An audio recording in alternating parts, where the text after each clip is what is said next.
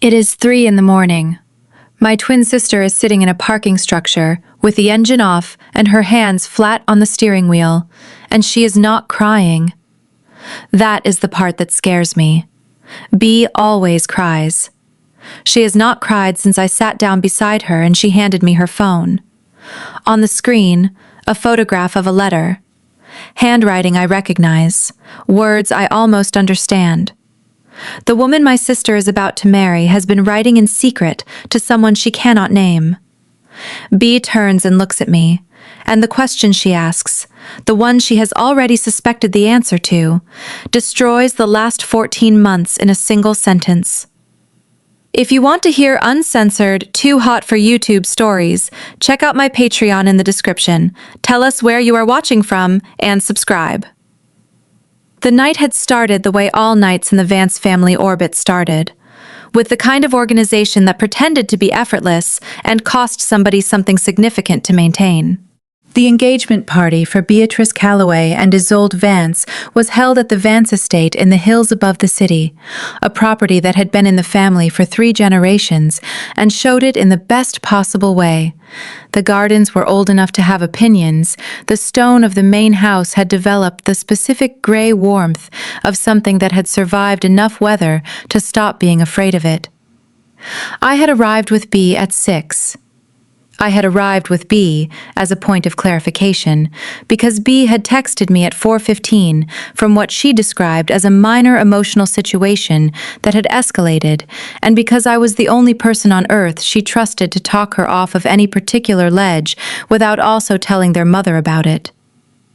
The minor emotional situation, as it turned out, was the speech. B had written it herself. 14 drafts over 6 weeks. Each one read aloud to me in my apartment over glasses of whatever wine she had brought over in a canvas tote. Each one slightly different in structure, but identical in the fundamental problem. They were all beautifully written, and none of them sounded like her. They sounded like the version of B that existed at charity galas and board meetings, and the kind of dinner parties where you addressed people by their last names before 10 o'clock.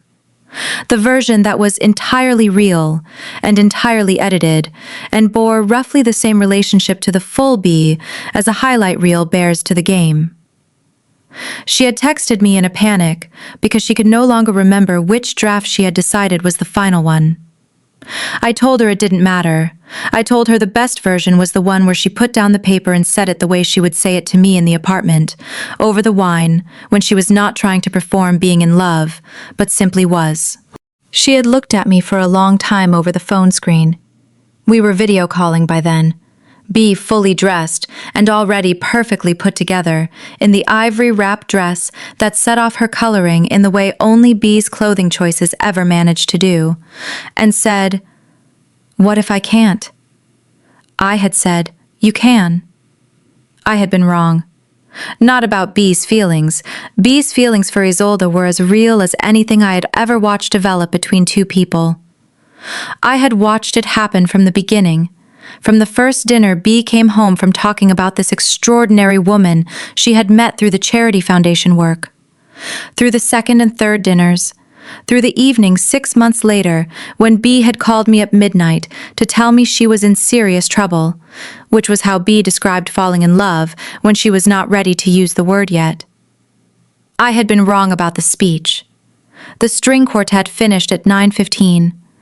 The assembled guests turned with the pleasant synchrony of people who had been to enough events to know when a moment was arriving.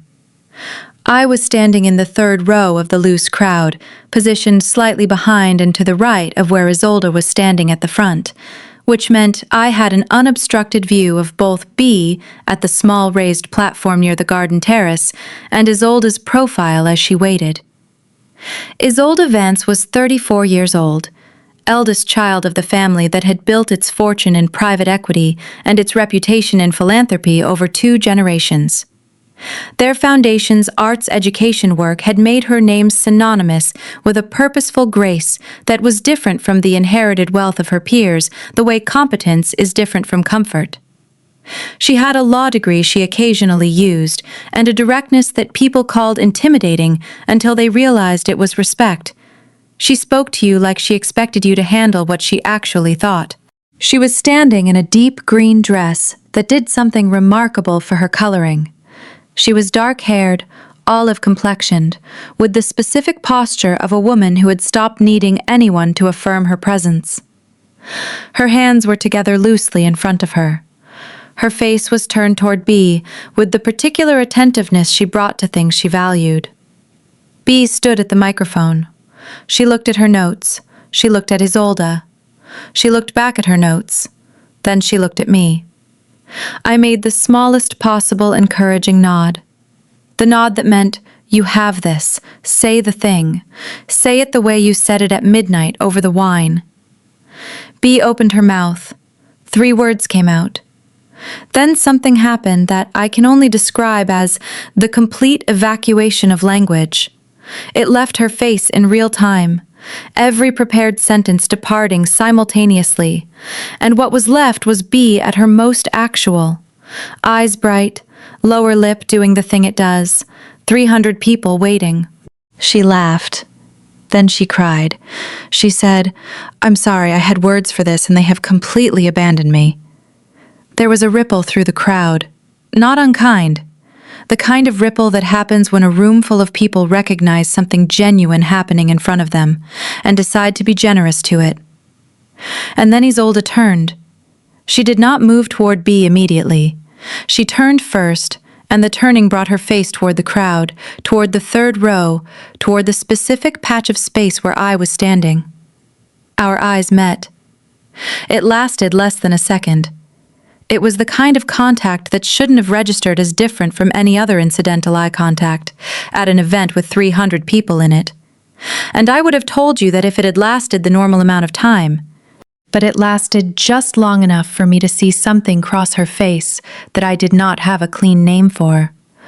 Something that moved through her expression too fast to be analyzed and left behind it a kind of stillness. Then she turned fully and walked to B and took her hands and said something quiet and private that made B laugh through the tears, and the crowd exhaled into warmth, and someone topped up my champagne flute, and I spent the next 40 minutes telling myself what I had seen was nothing. I was a convincing liar when the alternative was too complicated. My name is Vera Calloway. I am 29 years old, and the younger twin by 4 minutes, which B has used as leverage in various small ways our entire lives, and which I have never minded, because B is the kind of person whose leverage is always more affectionate than strategic. We are identical in the technical sense. Same face, same height, same particular combination of our parents' features, and completely different in every other way that matters, which is the oldest twin story in the world and also the truest one. I work in architectural conservation. I spend my professional life looking at things built by people who understood that beauty requires structure to last. I am precise, I am patient, and I am excellent at identifying the thing beneath the surface that everyone else has missed. It is a less convenient skill in personal life. I had met Isolde Vance 4 times before the engagement party. The first time was at the dinner B had arranged so that her family could meet her partner in a context that was slightly less formal than the event circuit occasions where their lives had been intersecting. I had sat across from Isolde at a restaurant that B had chosen for its excellent acoustics and its discretion, and I had spent 2 hours watching her handle my mother's particular brand of pointed warmth with a precision that I recognized as its own form of respect. She did not perform deference. She engaged, actually engaged, with the specific opinions my mother had in the specific areas where my mother had them. And I had watched my mother's entire evaluative apparatus recalibrate in real time and land on something that looked like genuine regard. I had told B afterward, in the car on the way home, that she was remarkable. B had looked at me with the specific B expression that lived between smug and delighted and said, "I know." The second time was a family weekend at the Vance estate 6 months later, during which Isolde had given me a tour of the East Garden that turned into a 2-hour conversation about structural integrity and heritage landscaping that I had not expected and had not been able to stop thinking about for several days after. The third and fourth times were charity events, 40 minutes of conversation total, slightly more careful than it needed to be. I had told myself the garden conversation was two people with adjacent interests and good instincts, and I had been telling myself this with some energy for approximately 8 months. I did not go looking for Isolde. I told myself this was because I understood the appropriate shape of the evening and my place in it. I was the twin sister of the woman being celebrated. I was a guest whose primary function was to be glad. And I was glad. Genuinely and specifically glad, in the way I had been glad for Bea since the first midnight phone call when she had said, "I'm in serious trouble," and I had understood immediately that the trouble was the good kind. My gladness was real. My presence in the room was for Bea. I made the social circuit the way you make the social circuit at events like this. Moving with the crowd, accepting champagne from trays, exchanging the kind of conversation that is warm and insubstantial and serves the function of filling space until you can locate the person you actually want to talk to. I talked to the Foundation's communications director, who was intelligent and funny and had opinions about heritage architecture that I found genuinely interesting. I talked to 2 of Bea's former colleagues from the charity work, who told me things about the period before Isolde that made me love my sister in the particular way you love someone when you hear, from the outside, the shape of what they went through to arrive somewhere good.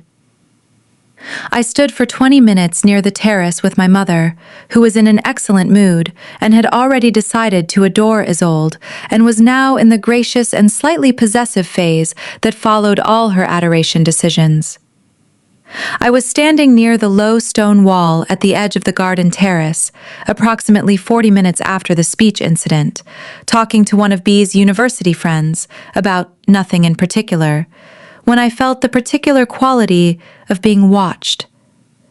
Not watched the way you are watched at events, that generalized social attention that moves across you and past you. The specific kind. The kind that stays. I turned.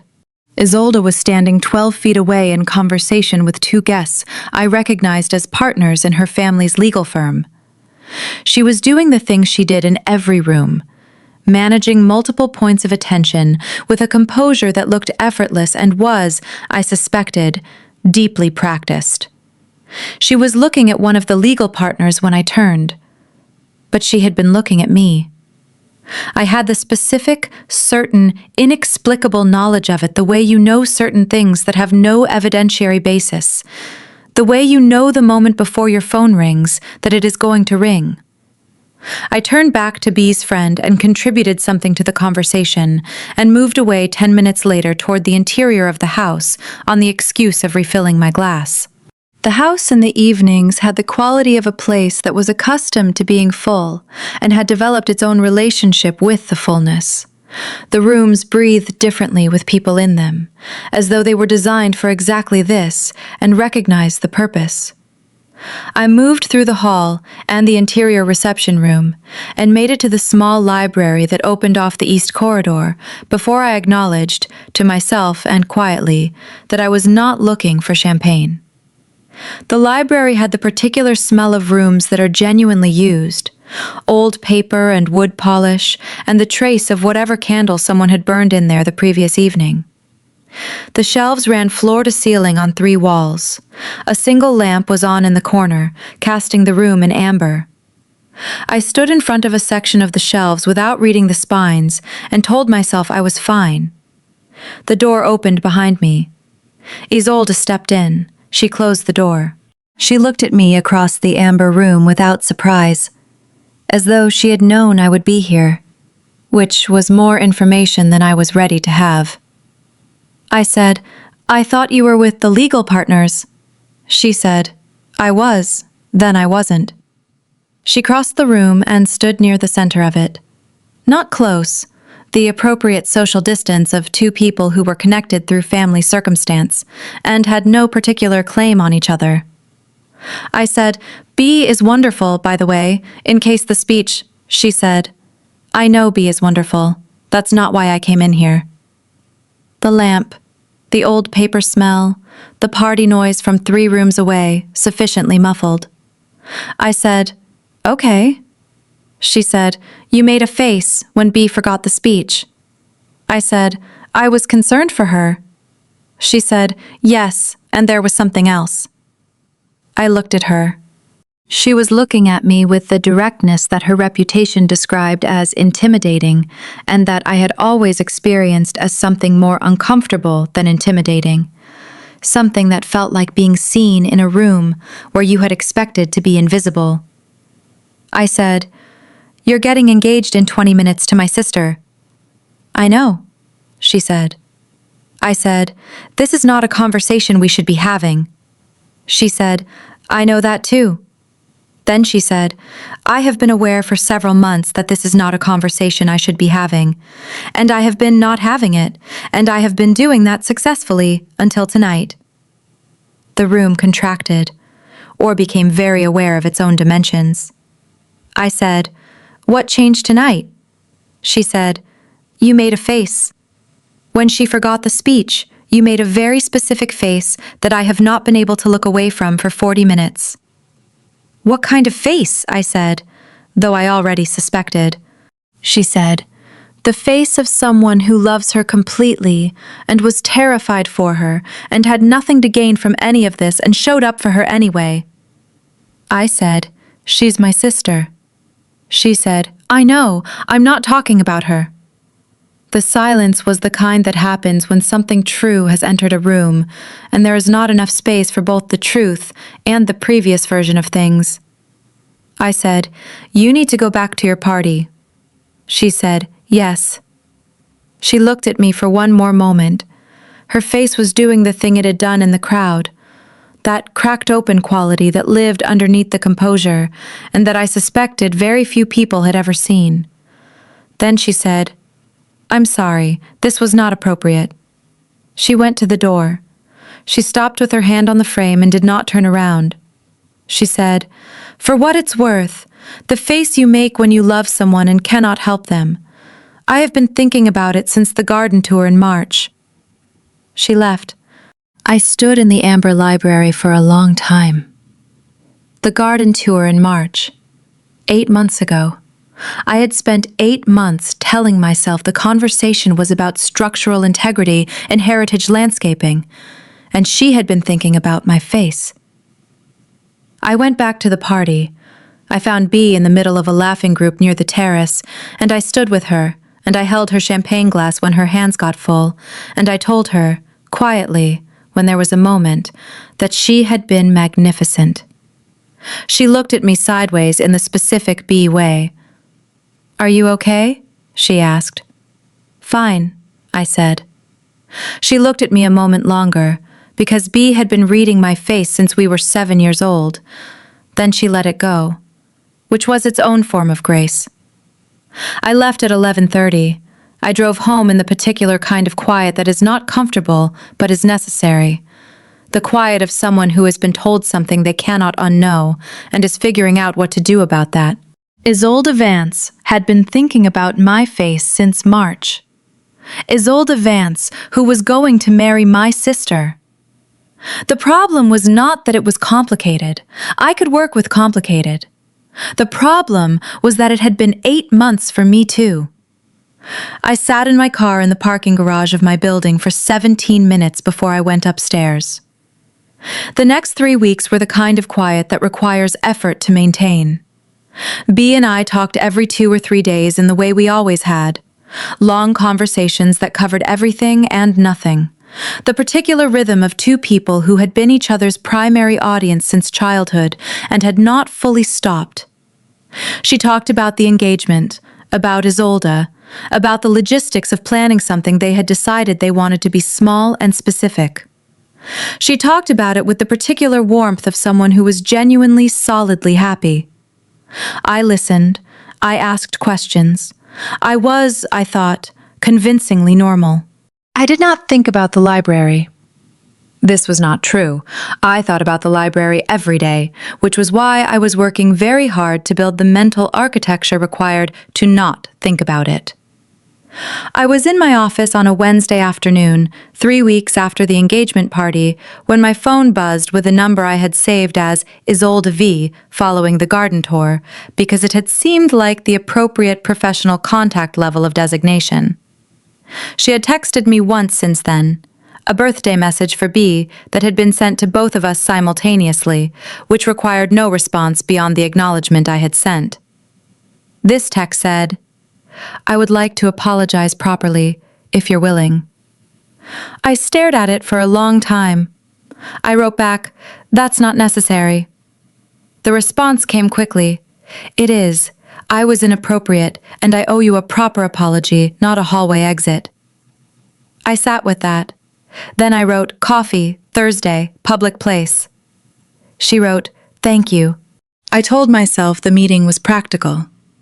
I told myself it was the adult, graceful way to handle a moment that had gotten away from both of us at a charged event, and that coffee in a public place on a Thursday morning was the responsible course of action that would allow both of us to reset the terms of our acquaintance to their appropriate configuration. I believed approximately 40% of this. The coffee place was a small, busy spot near the Conservation Institute where I worked. Neutral territory in the sense that it was mine and therefore known to me, which gave me the marginal comfort of familiar ground. She was there when I arrived, which meant she had been early, which told me something about the state she was in. She was in a dark coat and the specific composure of someone who had prepared for this conversation. She stood when I came in. She looked at me with the directness that was her baseline, and underneath it something that was not composure at all. I sat down across from her. She sat. She said, "I owe you an apology that is more than what I said at the door." I said, "You don't have to." She said, "I do. Please let me." I let her. She said, "The library was wrong. What I said was private, and it was yours to receive, and you didn't ask for it. And I put you in an impossible position at an event that was already charged, and I'm sorry for that." I said, "Okay." She said, "And I want to tell you that it won't happen again. That I understand what's appropriate here. That I have been B's person for 2 years, and I am going to continue to be B's person, and what I said in the library was something I should have kept to myself, regardless of whether it was true." The coffee arrived. We both looked at it. I said, "Is it true?" She looked at me. I said, "What you said? The garden tour. 8 months." A pause. She had not expected me to ask directly. She said, "Yes."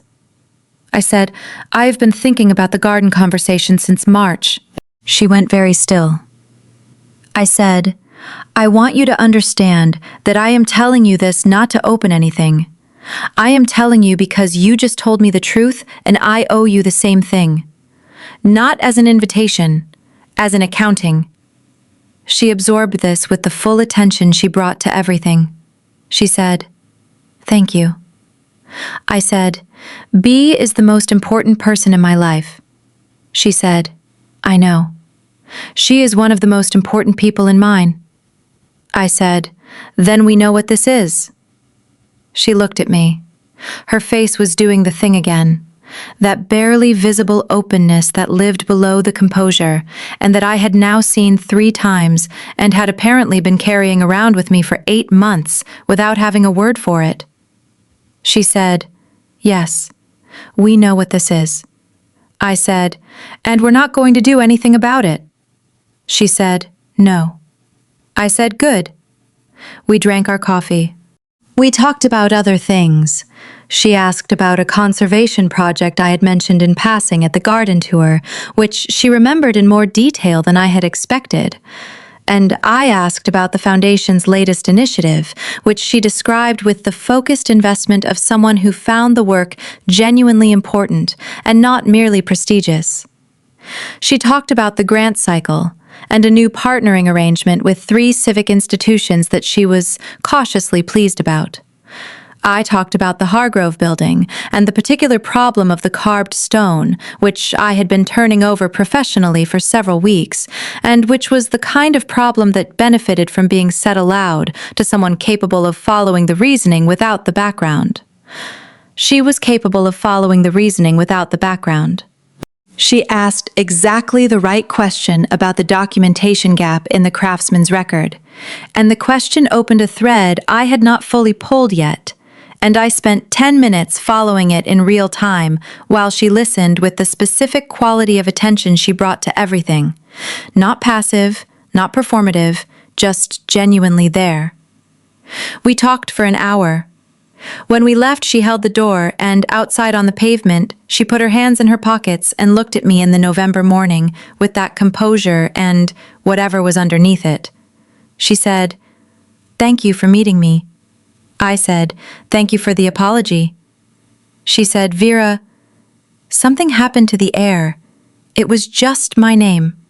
She said it the way you say something you have been not saying for a long time. She said, "I'm glad you're going to be in our lives, whatever version of that is the right one." I said, "Me too." I walked to the institute.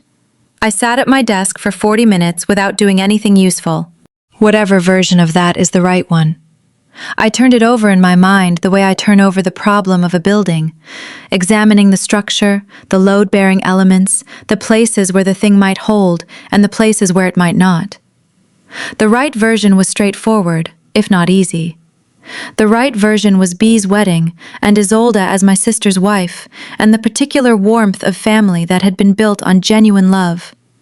And within that version, I would learn to be in the same room as Isolde Vance, without hearing her say my name in that specific, contained way. I was good at not noticing things I had decided not to notice. I would apply the same discipline here. This held for approximately 6 weeks. The Conservation Institute's Winter Gala in December was the first time I saw B and Isolde together in a formal context after the library and the coffee. They were together in exactly the right way, attentive, warmly connected. I watched them and felt the genuine satisfaction of watching 2 people I loved be happy.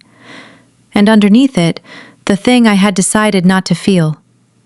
Isolde found me near the reception table and asked about the Hargrove assessment timeline. Her face was professional. Her eyes were not. I said I would send the preliminary report. She said that would be useful and moved back toward B. B called in December. Isolde had been researching the Hargrove project, she said. I said she was thorough. B said okay in the tone that meant she was deciding whether to say something else. She chose not to. The Hargrove project became the mechanism for a series of correspondences that were individually explainable as professional interest and collectively something else. Precise questions, careful answers, both of us finding reasons to stay in contact that asked nothing of the other in name while asking everything in attention. B called me on a Friday evening in December. She said, "Isolde tells me she's interested in the Hargrove project." I said, "She reached out at the gala. I sent the preliminary report." B said, "She's been doing a lot of research on it." I said, "She's thorough." A pause. B said, "Vera?" I said, "What?" She said, "Nothing, just, you're okay?" I said, "I'm fine, B. Are you okay?" She said, "I'm wonderful. I'm just checking." I said, "I'm fine." She said, "Okay." She sounded like she meant it, and also like she was deciding whether to say something else and choosing not to. The Hargrove project became the vehicle for a series of correspondences over December that were, each one individually, entirely explainable as professional interest, and which collectively constituted something else. She sent me research. I sent her assessments. She asked precise questions and I answered them, and I asked questions back and she answered those, with the same careful intelligence she brought to everything. She came to the site in January. I had not expected this. The preliminary site visit was a standard part of any foundation's due diligence process for a potential grant, and her attendance, rather than a staff member's, was not unusual given her role, and I had told myself all of these things and still was not prepared for her presence in the building.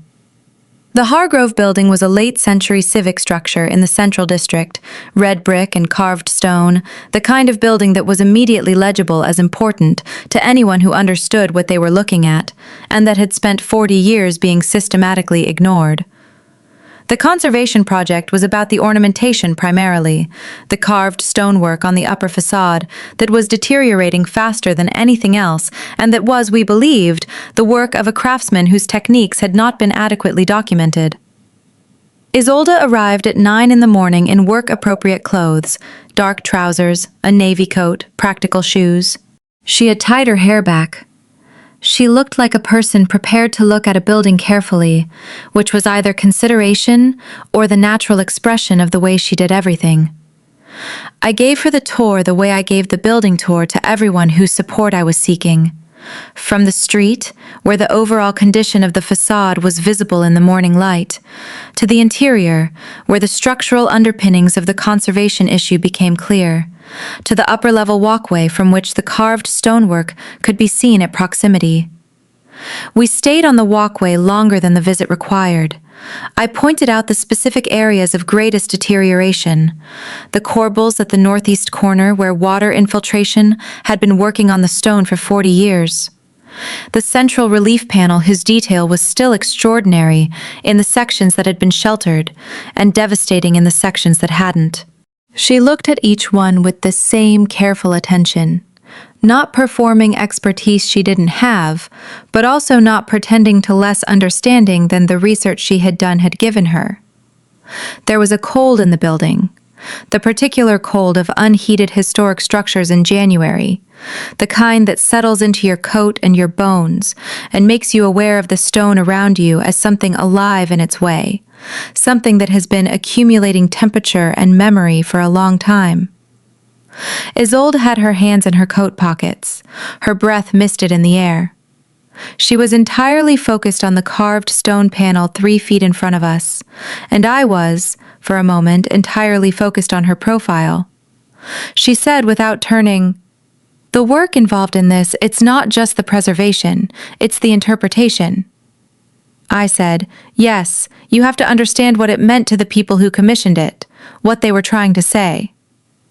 She said, "And what were they trying to say?" I looked at the stone. The carved frieze showed a series of interlocking forms, not quite figurative, not quite abstract, the specific visual language of a craftsman who had been given latitude to speak and had used it.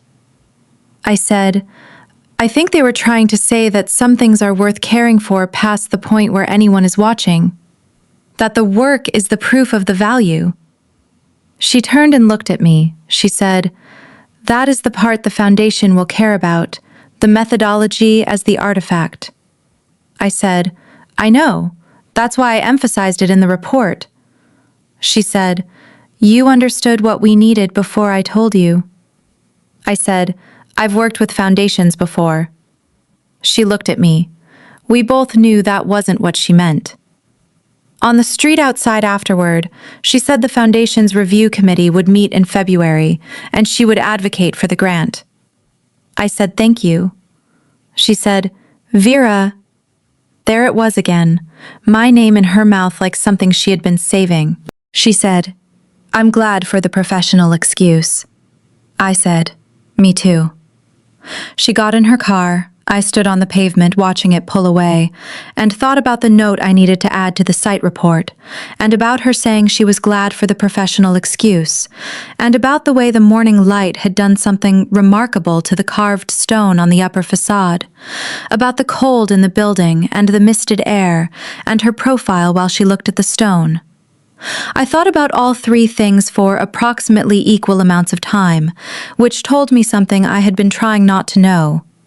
The grant was approved in March, full scope, full budget, which was unusual for a first application, and which the Foundation's grants director described in the approval letter as reflecting the strength of the preliminary research and the clarity of the conservation methodology.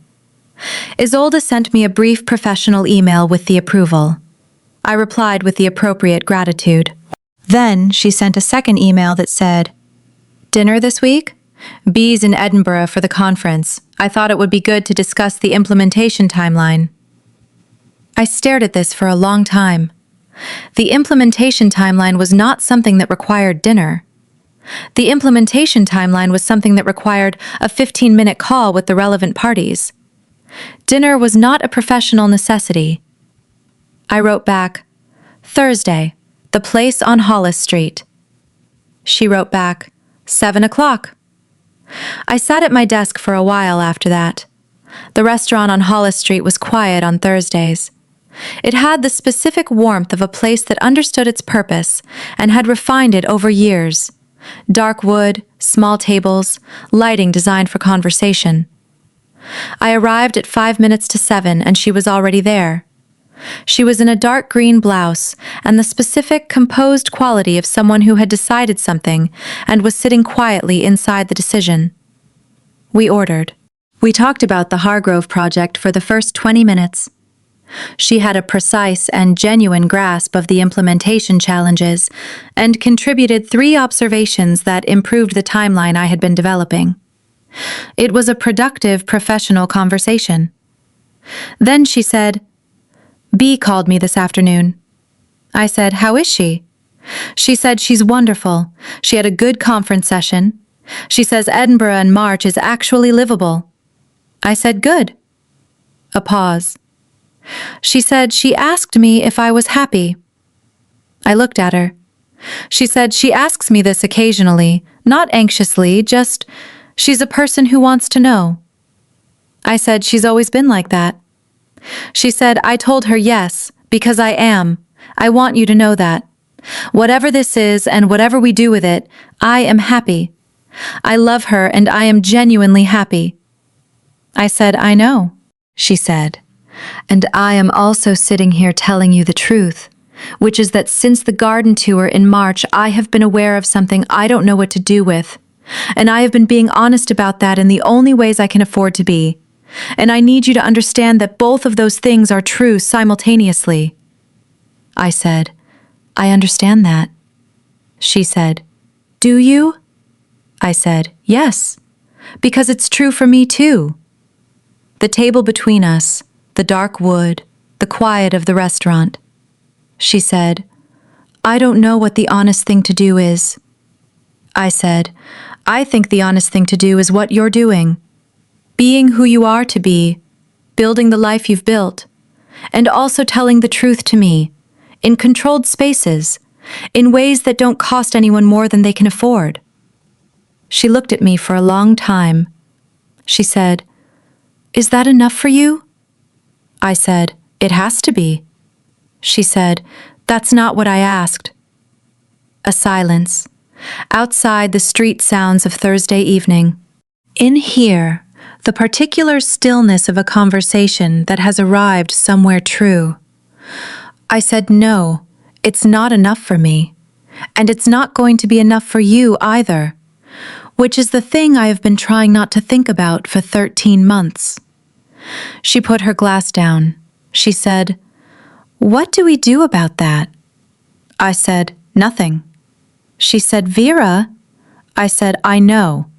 I know that's not a satisfying answer. But the other answers are worse, and you know it, and so do I." She was quiet. I said, "You chose B. I love that you chose B. I love B. We are going to hold this correctly." She said, "And if I can't?" I looked at her. Her face was doing the thing, not cracked open, not fragmented, just fully present in the way that it was in the walkway of the Hargrove building. The specific quality of someone who was not managing what they felt, but holding it with both hands. I said, "You can. You're the most disciplined person I've met." She said, "Discipline is not the issue." I said, "I know." but it's the tool we have. We finished dinner, we talked about other things. When we left, she held the door, and outside on the pavement she stopped. She said, "Thank you for being honest." I said, "Thank you for being honest first." She looked at me one more time. The night, the street, her face. Then she said, "Good night, Vera." I said, "Good night, Isolde." I walked to my car. I sat in it without starting the engine. 13 months. We had been living in the same orbit for 13 months, and the thing that had no appropriate name had been present in the room every time we were in the same one, and neither of us had said it was fine, because we both knew it wasn't, and neither of us had said it was possible because we both knew the cost. I drove home. I went to bed. I got a call at 3 in the morning. It was B. Her voice was the voice she used when something had gone wrong. Not panicked, but compressed, the way someone's voice goes when they are using all available resources to remain coherent. She said, "I need to tell you something, and I need you not to react until I finish." I sat up in the dark. She said, "I came home from Edinburgh a day early. I wanted to surprise Isolde." A pause. She said, "She wasn't home." Another pause, this one longer. She said, "I went through her things, her desk. I don't know why, I went through her desk." I said, "B." She said, "I found letters, Vera. Letters she had written to someone. Not sent, just written. I don't know how long she's been writing them." My heart was doing something specific in my chest. She said, "They weren't addressed to anyone. She hadn't signed them, but the handwriting is so careful. And the things she says in them." She stopped. She said, "I think she's in love with someone else." The silence was the kind that arrives when the world has just reorganized itself. I said, "B, where are you right now?" She said, "I'm in the car. In the car outside the building." I said, "Stay there. I'm coming." B was sitting in the driver's seat with the engine off and both hands flat on the steering wheel when I arrived. She had not gone inside.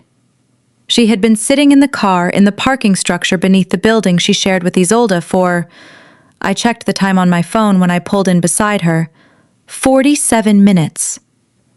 I got out of my car and knocked on her window. She unlocked the door and I got in the passenger side. She looked straight ahead. She said, "I don't know if I'm overreacting." "Show me," I said. She handed me her phone. On the screen was a photograph she had taken of what appeared to be a handwritten page. The photograph slightly tilted, taken in a hurry, the kind of image you capture when you need proof of something before you can decide what you think about it. The handwriting was careful, deliberate, the kind of script that results from slowing down, from meaning the words enough to form them with attention. I read it. The letter was not addressed to anyone. It was not a letter, exactly.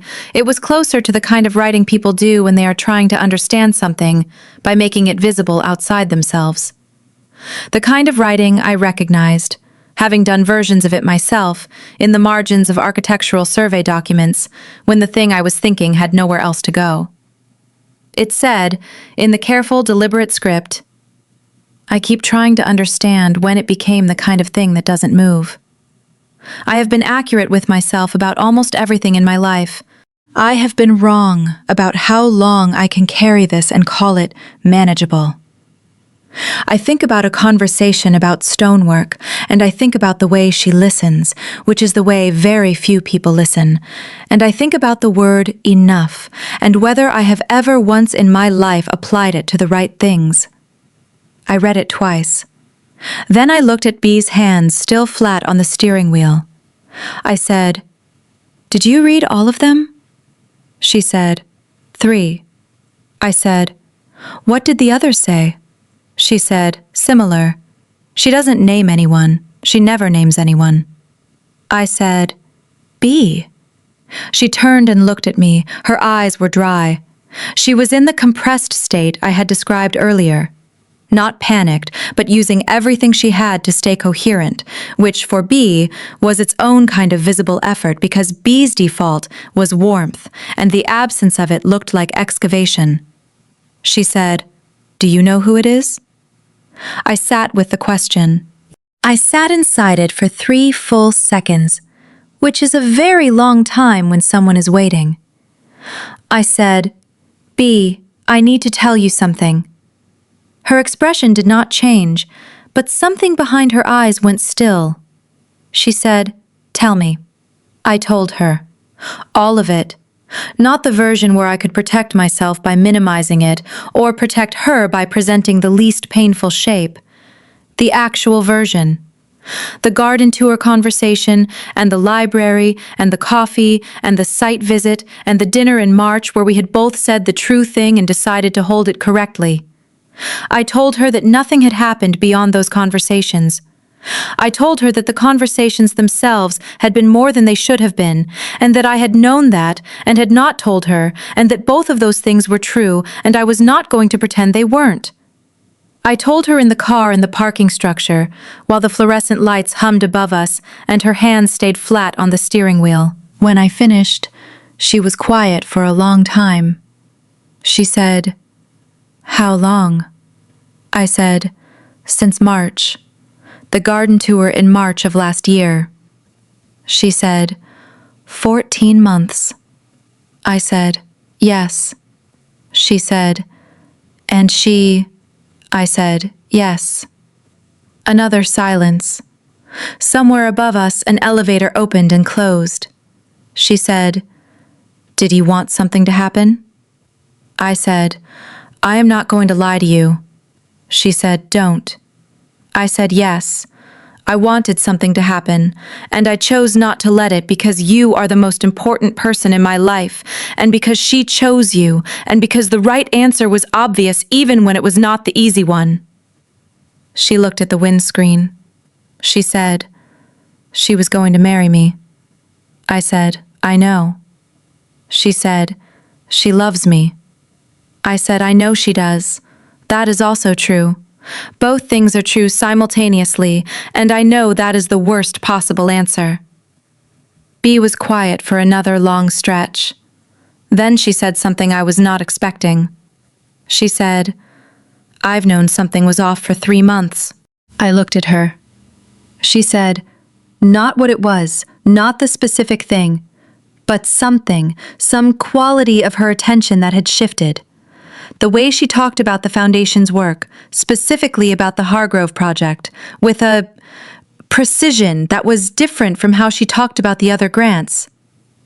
I told myself it was because the project was genuinely interesting, because it is, because she was always like that about things that mattered to her. She said, "I told myself a lot of things. I said, B." She said, "Don't. Not yet." I closed my mouth. She said, "What I need right now is to not be in this car." I said, "Okay. Come home with me." She said, "Not your place. Too close to her route to the facility in the morning." She does the same route every morning. I said, "Then mine is perfect. She won't come there tonight." B looked at me sideways. I said, "She doesn't know you called me. She doesn't know you came home early." B said, "She'll figure it out when she gets home and I'm not there." I said, "Does she have a key to yours?" B said, "No. I have a key to hers." I said, "Then she'll call. You decide if you answer." B looked at the steering wheel. Then she said, "Okay, your place." We drove separately. I watched her in the rearview mirror, and she was somewhere else entirely. B never panicked. She just held all the pieces at once until she understood where they fit. In my apartment, I made tea. She sat at the kitchen table with her coat still on. We talked until 1 in the morning. I made eggs. She said they weren't as good as hers. I said I knew. At 2, she said, "I'm going to sleep." I made up the sofa because my second bedroom was full of architectural survey materials and the kind of organized clutter that accumulates when a person lives primarily in their professional life and treats the remainder of their square footage accordingly. She lay down with the blanket I gave her, and stared at the ceiling. I stood in the doorway. She said, "Vera?" I said, "What?" She said, "I love you. That hasn't changed." I said, "I know. Me too." She said, "Go to sleep." I went to my room and lay in the dark for a long time. I thought about stonework, and the word enough, and the careful handwriting on a page that was never meant to be found. I thought about B's face at the kitchen table, about what it costs to be told the truth by the two people you trust most in the world in the same 8 hours. I thought about Isolde coming home to an empty apartment tonight and knowing. I did not sleep for a very long time. B left early in the morning before I was fully awake. She left a note on the kitchen table that said, "Going to talk to her. Don't call either of us today. I'll call you when I'm ready. I love you, B." I put the note in the drawer and went to work. The next 72 hours were the kind that require you to locate something load-bearing inside yourself and stand on it. I went to the Institute. I reviewed the Hargrove assessment reports. I attended a meeting about a different project entirely and contributed appropriate analysis, and drove home and made food I didn't taste and slept in the particular way that exhausted people sleep, completely and without rest. B texted on the second day. It said, "We talked. I'm okay. I'll call you this weekend." I wrote back, "Okay, I'm here." She wrote, "I know." Nothing from Isolde. I had not expected anything from Isolde.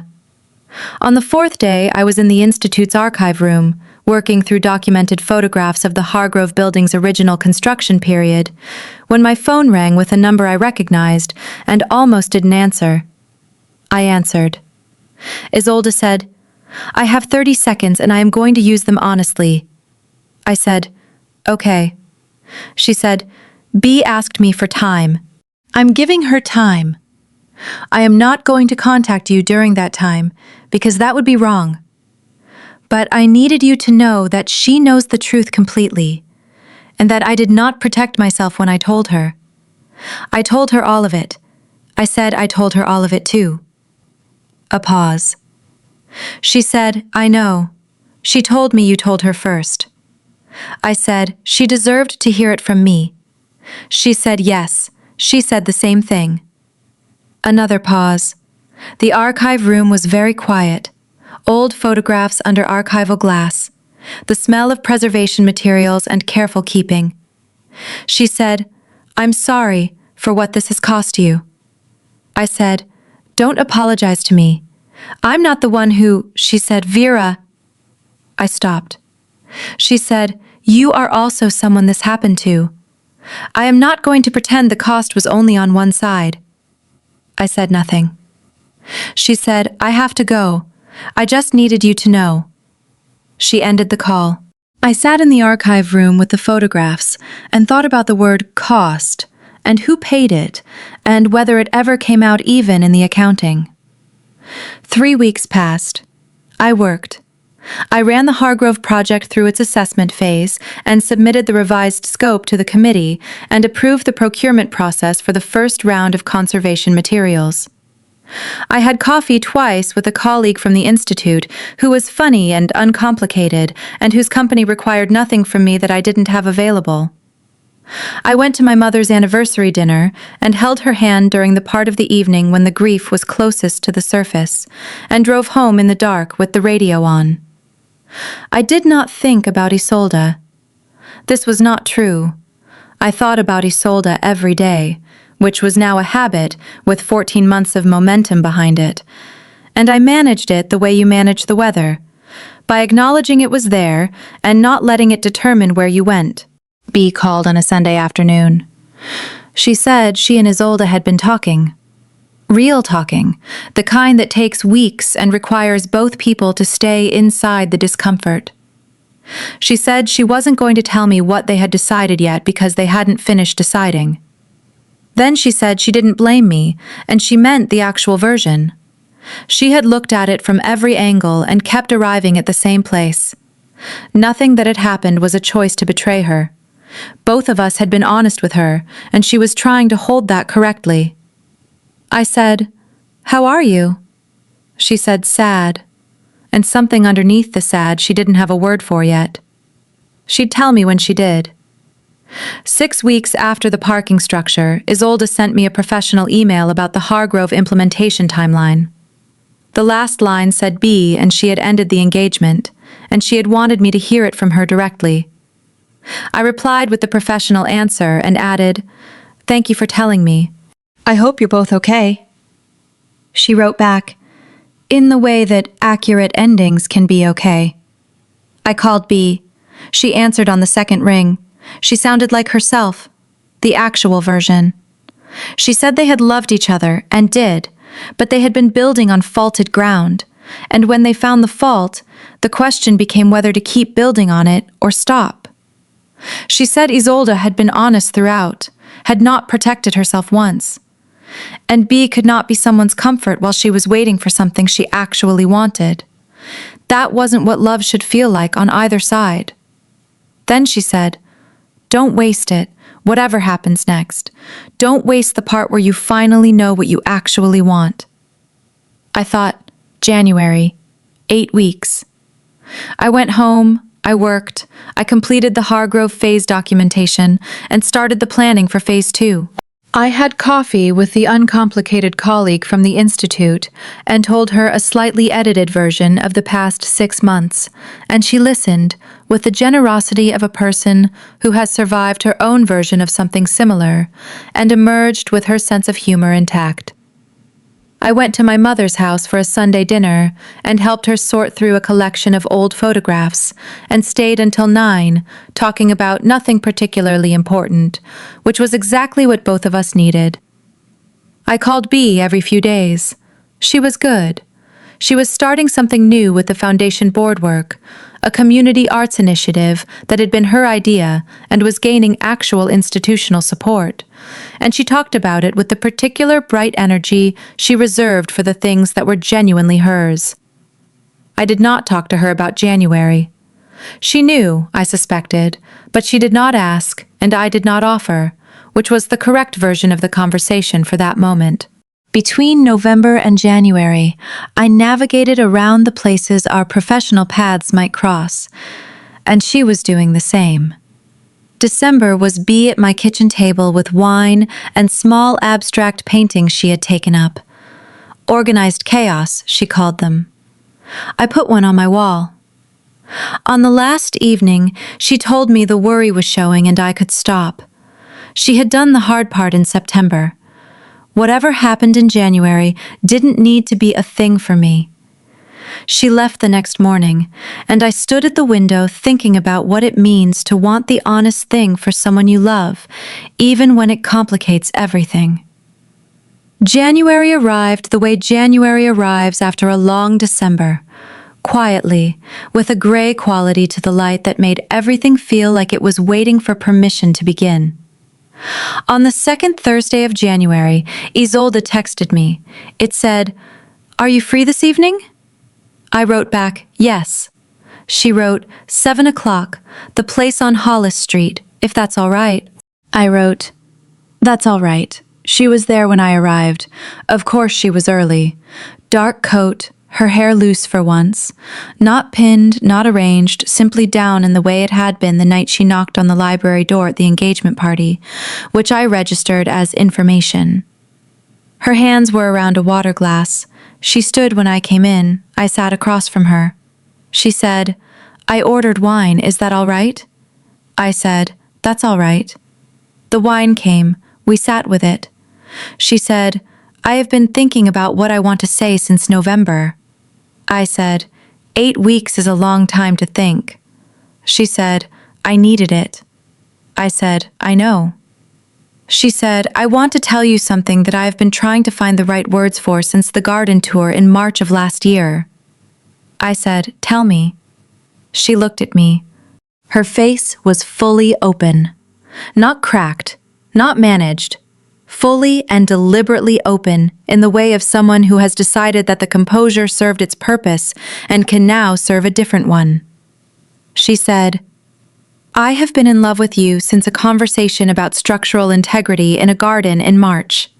I tried to manage it correctly, and I succeeded partially and failed significantly. And I caused real damage in the process, and I am not going to ask you to minimize any of that. I am going to tell you the truth of it and let you decide what to do with it. I said, "Tell me the truth of it." She said, "It did not feel like a choice. It felt like recognition. The way you understand something you have always somehow known. The moment of comprehension that makes everything before it make sense. And I have been living inside that recognition for 22 months, and it has not changed in quality, only in certainty." 22 months, I said.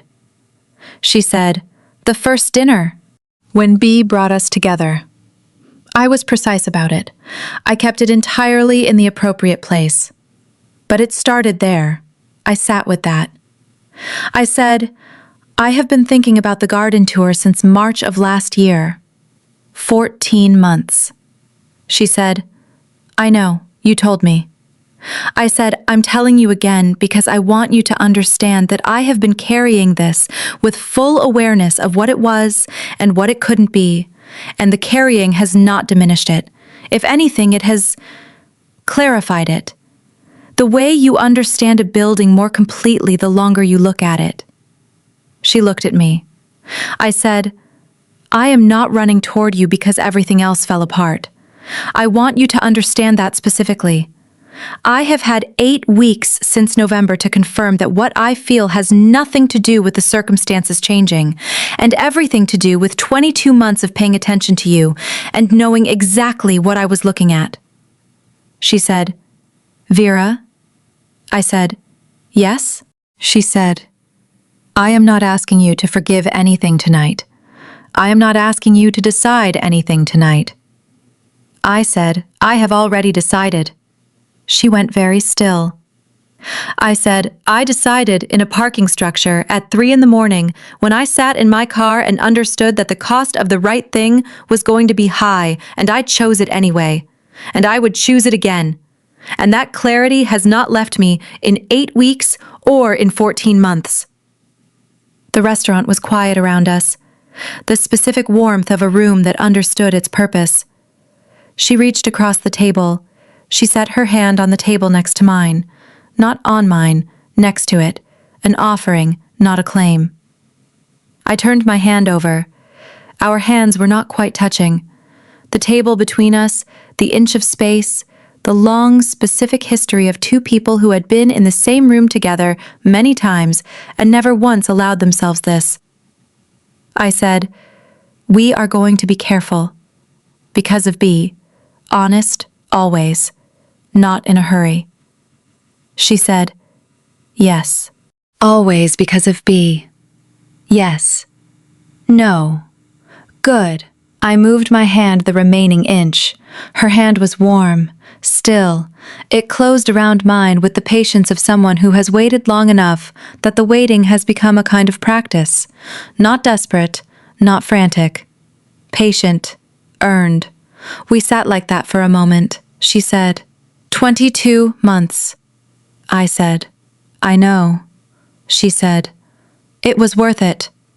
I said, "Most things that are true are."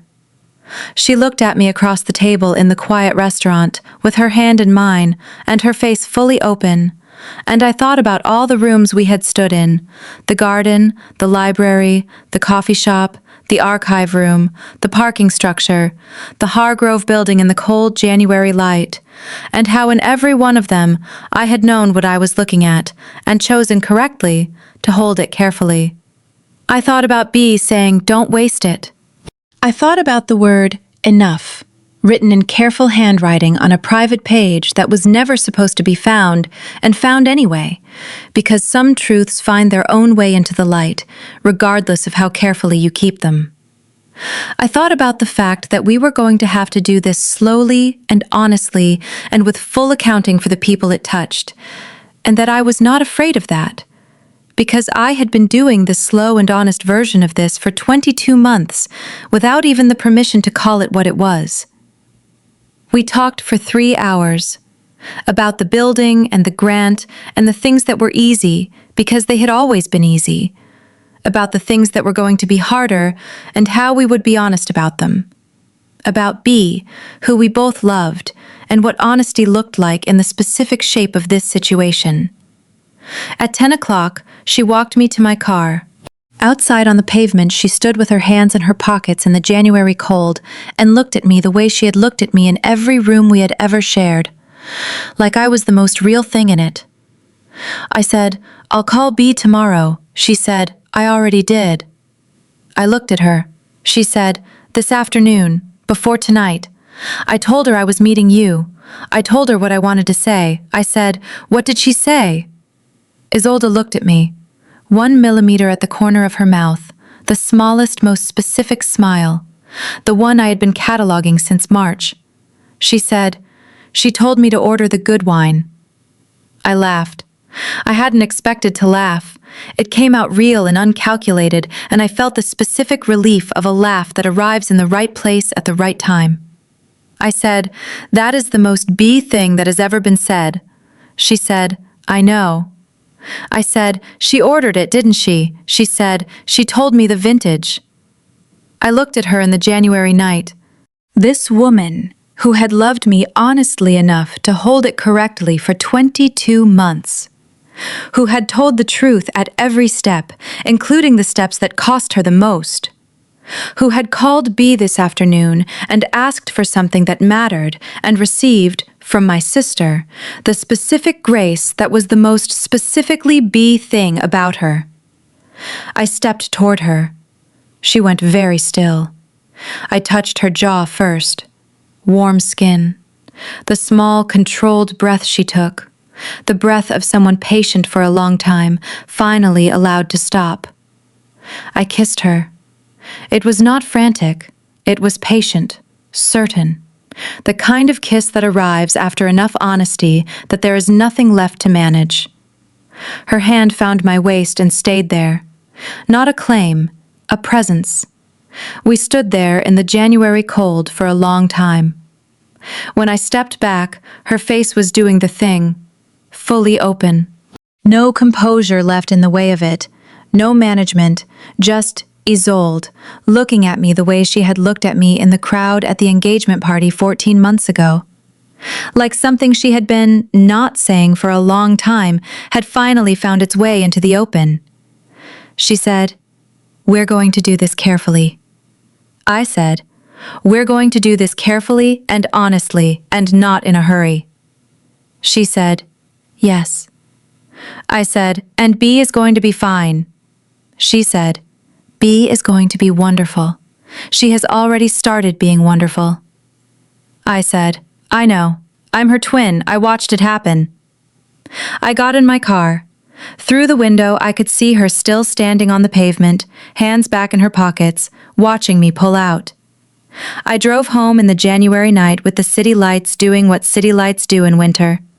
Collecting in the wet road surface, multiplying, making everything look like it was lit from below. I thought about structural integrity and what it means to build on ground you have actually assessed.